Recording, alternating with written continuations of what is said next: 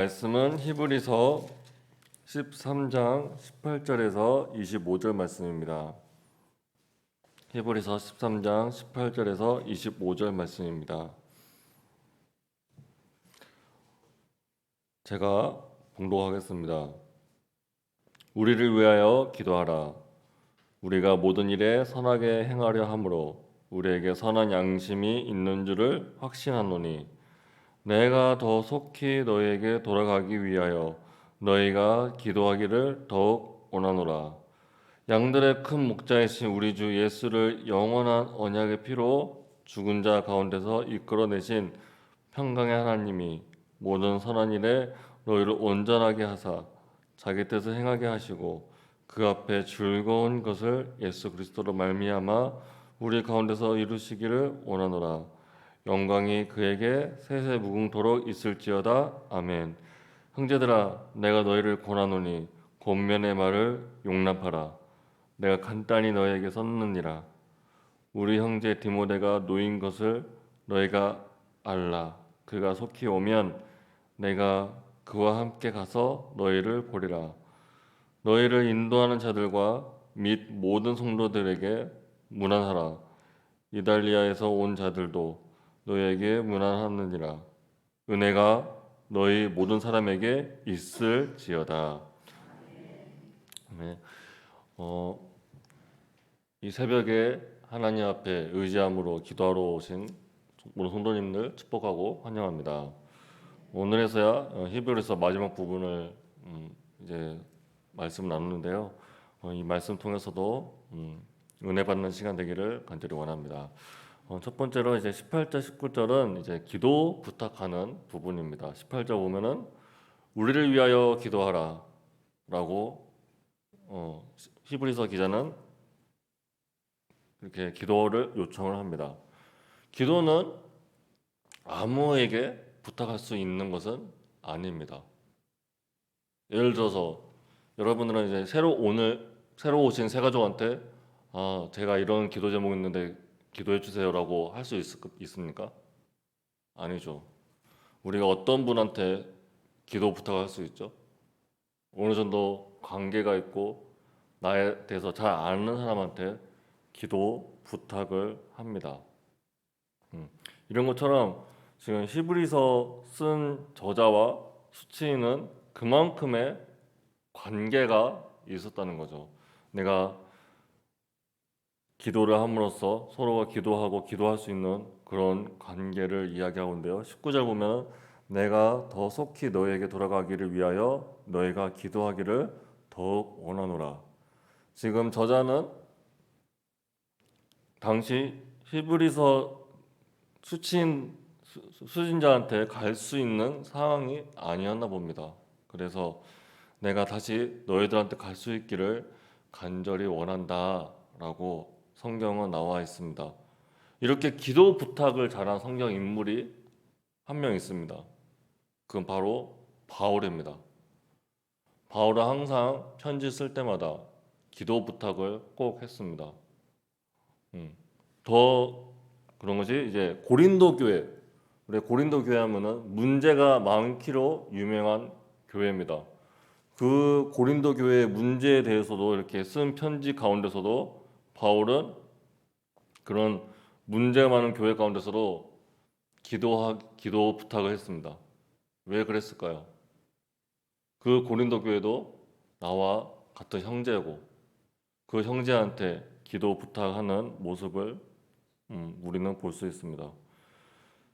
기도 부탁하는 것은요, 나의 약한 부분을 고백하는 것입니다. 내가 지금 이런 약한 부분이 있습니다. 기도해 주시옵소서. 이런 약한 부분은 아무한테나 할 수 있는 것은 아니죠. 저는 오늘 이 말씀을 통해서 이 진정한 사랑은 서로의 약함을 허물없이 이야기하고 할 수 있는 관계. 그러면서 서로를 그 약한 부분을 서로 채워주고 기도해주고 그리고 예수님의 사랑으로 세워나가는 그런 관계에서 기도는 우리 서로 기도할 수 있습니다. 그래서 우리 교회가 이런 서로의 약함을 위로해주고 격려해주고 하나님의 사랑으로 기도하는 공동체가 되었으면 바랍니다. 예. 교회에서 기도하자면은 그냥 교회 뭐 어떤 것을 비전을 위해서 이런 여러 가지 위해서 기도할 때가 많은데요. 근데 우리가 더 사랑하고 서 관계를 쌓아서 이 가정은 지금 이런 문제로 이 가정은 이런 문제로 그 문제들까지도 서로가 눈만 마주쳐도 내가 누구 성도님 기도하고 있습니다라고 하는 그런 기도 공동체가 되기를 간절히 원하는데요. 제가 이 말씀을 힘입어서 여러분들한테 기도 부탁할 게 있습니다. 다다음 주에 중고등부 수련회가 있습니다. 네, 다들 아시죠? 네. 어, 우리 중고등부 수련회가 제가 간절히 바라왔거는 저도 아직 중고등부 맡은 지 한 달도 안 된 상황에서 지금 아이들을 알아가고 있고 물론 아이들도 저에 대해서 알아가고 있겠죠. 지금 서로가 알아가고 있고 그런 상황에서 수련회를 준비하다 보니까 많은 어려움이 있는데 저는 이 수련을 통해서 간절히 바라옵기는 이 수련회를 시작으로 통해서 더욱더 주 안에서 하나 되는 공동체가 되게 해달라고 우리 성도님들 생각나실 때마다 꼭 기도해 주시면 감사하겠습니다. 그리고 두 번째로 이제 평강의 하나님에 대해서 이야기하고 있습니다. 20절에 보면은 양들의 큰 목자이신 우리 주 예수를 영원한 언약의 피로 죽은 자 가운데서 이끌어내신 평강의 하나님이 이 평강의 하나님이 우리를 죽음 가운데서 이끌어 주셨습니다. 로마서 6장 23절에 제 삭은 사망이요 하나님의 은사는 그리스도 예수 우리 주 안에 있는 영생이니라. 하나님께서는 우리가 죽은 그런 시체와 같은 존재를 예수 그리스도를 통해서 영원한 생명을 주신 분이라고 성경은 이야기하고 있습니다. 이 생명 주신 이유는 21절에서 모든 선한 일에 너희를 온전하게 하사 자기 뜻을 행하게 하시고 그 앞에 즐거운 것을 예수 그리스도로 말미암아 우리 가운데서 이루시기를 원하노라. 영광이 그에게 세상 무궁토록 있을지어다. 아멘. 하나님은 자신의 뜻을 우리에게 행하게 하시기 위해서 생명을 주셨다고 성경은 나와 있습니다. 어떤 분들은 이렇게 생각할 수 있습니다. 아니, 그러면 하나님은 우리를 이용하시려고 구원하신 건가? 그냥 배터리 마냥 필요할 때 쓰고 떨어지면 버리는 그런 것인가? 라고 오해할 수도 있습니다. 하지만 하나님의 자신의 뜻을 우리에게 행하신다는 건요, 우리를 단순히 종으로 부르는 게 아니라 동역자로서 하나님의 크나큰 뜻을 같이 이루어 나가길 원하시는 분이라는 것입니다. 단지 우리를 이용하기 위해 우리를 선택하고 구원하신 것이 아니라 그 하나님의 큰 뜻을 나와 같이 하자라고 부르시고 있다는 것입니다. 종교는 나의 뜻을 이루기 위해서 신께 빕니다. 내가 이거 되게 해주시옵소서. 내가 이거 원합니다라고. 종교는 자기 뜻을 이루기 위해서 열심을 다합니다. 하지만 기독교는 나의 이기심을 십자가에 죽이고 하나님의 뜻을 구하고 그 안에 진정한 기쁨을 찾는 것입니다. 예수님께서 주기도문을 가르칠 때 뜻이 하늘에서 이루어진 것 같이 땅에서도 이루어지리라 라고 우리에게 가르치십니다. 여러분들 기도하실 때 내 간구 말할 수 있습니다. 왜냐? 내 아버지 있으니까. 내 아버지한테 못할 기도가 뭐가 있겠습니까? 근데 결국 그 기도의 끝에서는 하나님의 뜻을, 하나님, 내 이 상황 가운데 당신의 뜻이 무엇입니까? 당신 뜻대로 살아갈 수 있도록 지혜 주시옵시고 힘 주시옵소서라고 기도하는 우리 모두가 되기를 간절히 원합니다. 이제 마지막 25절에서 이렇게 말합니다. 은혜가 너희 모든 사람에게 있을지어다. 네. 히브리서를 보면은 앞부분에서는 이제 예수님에 대한, 예수님이 우월성, 예수님이 완전한 대제사장이시고 완벽한 제물이시고 그에 대해서 설명하면서 이제 후반부에 이런 믿음의 사람들은 이렇게 신앙생활했다. 이런 인내를 가지고 했다. 그리고 어저께는 사랑을 해야 한다라고 실천한 부분 이야기 나오는데, 근데 마지막에서 강조하는 것은 은혜가 너희에게 있어야 한다. 은혜가 있어야 너희가 인내할 수 있고 그 사랑을 실천할 수 있다는 것을 저자는 분명히 알았기 때문에 이런 축복. 어찌 보면은 이렇게 할 수 있죠. 만약에 믿음에 대해서 강조하고 인내에 대해서 강조했으면 이게 인내를 강조하면서 너희가 인내를 살아라 라고 끝낼 수 있는데 은혜가 있을지어다. 결국 은혜가 없다면, 하나님의 은혜가 없다면 우리는 하나님 말씀대로 살 수가 없는 존재라는 것을 우리는 알게 됩니다. 여러분들 말씀을 많이 한다고, 신앙생활을 오래 한다고, 그리고 봉사를 많이 한다고 하나님 뜻을 더 안다고 생각할 때가 많습니다.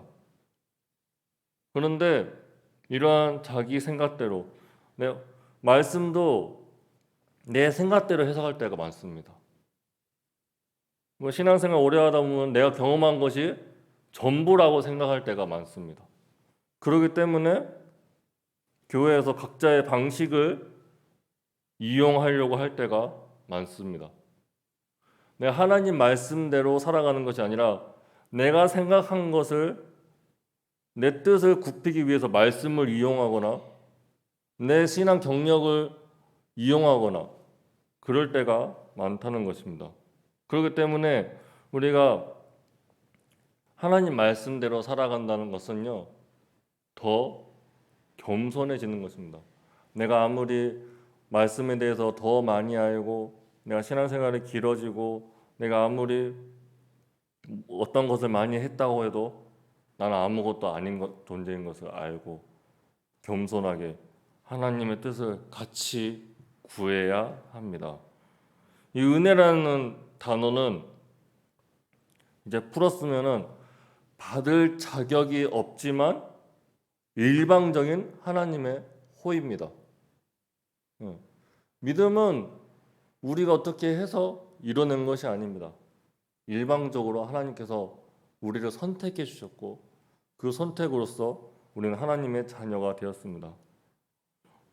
제 자신을 돌아봐도 맨날 죄 짓기를 원하는 때가 많습니다. 아무리 하나님의 말씀을 더 안다고 해서 죄를 더 안 짓나요?